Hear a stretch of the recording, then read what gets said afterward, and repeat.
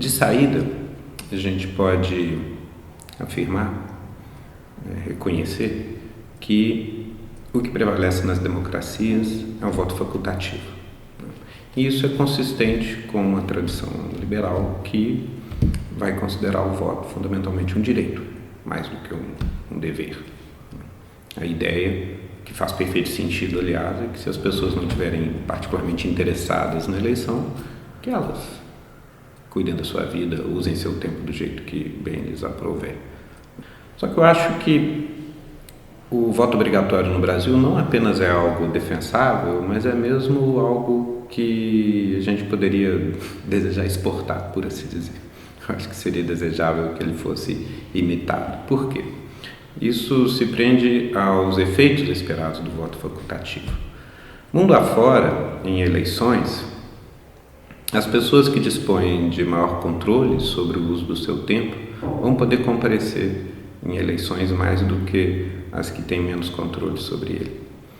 Digamos, o que eu estou querendo dizer sobre isso? A ideia é que se o ato de participar ou não de uma eleição fosse simplesmente questão de gosto, digamos, se ele se distribuísse de maneira aleatória entre os vários grupos da população, então passamos voto facultativo, porque se 20% aparecerem, são esses 20% que estão interessados, são esses 20% que gostam da coisa.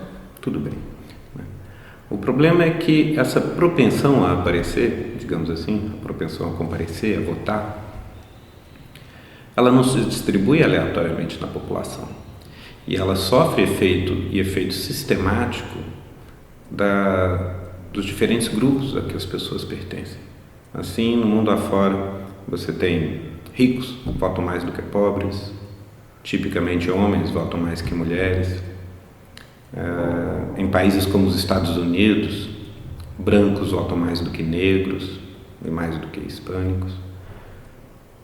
Adultos maduros votam mais do que estudantes, os jovens. Profissionais liberais votam mais do que operários, assim por diante. Por que acontece isso? Não. O ponto é que se você tem que comparecer a algo que imediatamente não tem maior efeito sobre a sua vida, por mais que uma eleição possa ser importante para a sua vida, o peso do seu voto no resultado da eleição tende para zero, né? Se a sua vida é apertada, é difícil, e se você tem pouco controle sobre o seu tempo, você vai ter não menor vontade de comparecer, mas uma maior probabilidade de não conseguir comparecer. O Brasil, com o Instituto de Voto Obrigatório, conseguiu algo que é muito importante, que é ele conseguiu forçar o sistema eleitoral, o TSE, o sistema político, o Estado, do modo geral, a se preparar para receber todo mundo. E a gente tem um comparecimento relativamente alto, de 80%, e não tem fila. Você tem, do ponto de vista puramente operacional, é fácil votar no Brasil. O custo é baixo, o tempo que tipicamente se perde é pequeno. O custo, eventualmente, para se organizar a eleição é alto, mas é alto em qualquer lugar. O fato é que o Brasil conseguiu organizar uma eleição em que é fácil votar e que é bastante seguro o voto. E essa segurança é um outro aspecto importante. Muita gente diz que o fato mesmo de você ter que convencer o eleitor a votar seria positivo, porque com isso traria eleitores mais politizados, mais conscientes, com o perdão do elitismo da própria proposição. O problema com isso é que faz caso omisso do fato de que vai interessar aos políticos trazer as pessoas para votar. Eles vão montar operações com máquina partidária, etc., para tentar trazer as pessoas.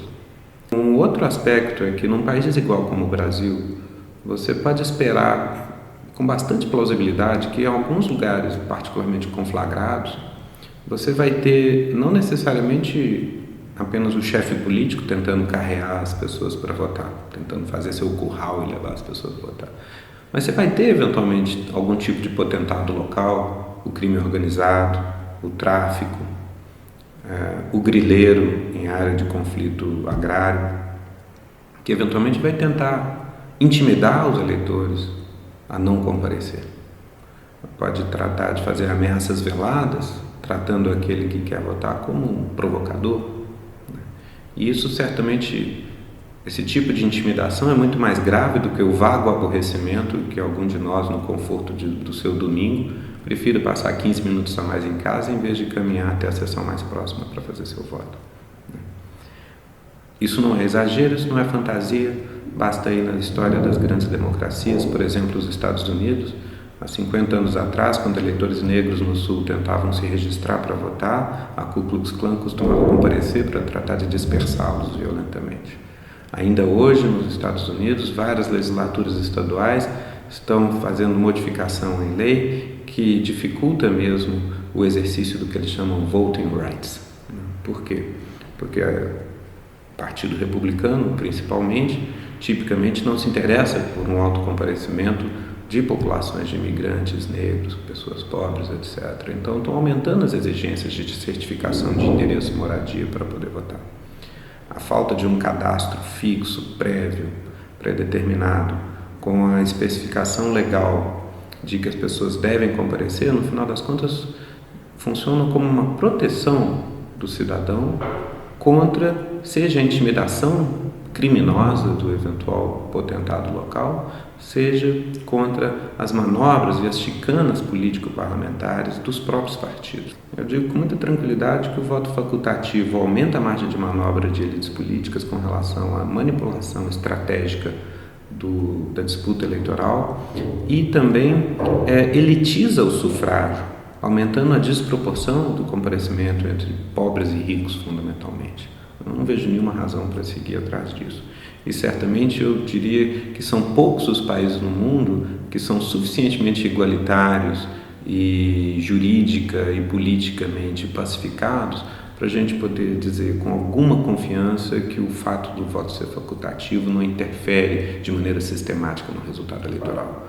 Provavelmente alguns países escandinavos, as Suíças da vida, as Holandas da vida podem se gabar, dar de ombro diante dessa questão e presumir que não faria muita diferença. Eu aposto que nos Estados Unidos o viés é forte e desfavorável aos pobres e com certeza beneficia o Partido Republicano. Portanto, eu seria plenamente favorável à instituição do voto obrigatório nos Estados Unidos.